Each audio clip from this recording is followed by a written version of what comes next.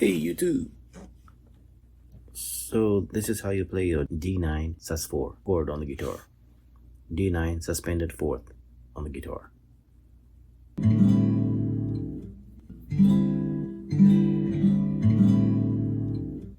Your first finger, your pointing finger will be on the first fret on the second string.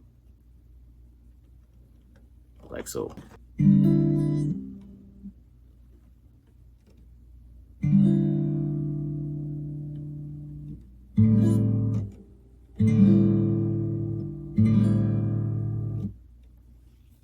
Your first finger will be on the first fret and second string.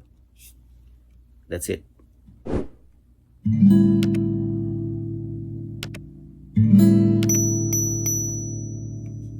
So on this chord, you play the fifth string and all the rest of the strings below it. The top string, which is the sixth string, will be mute. You don't play that string.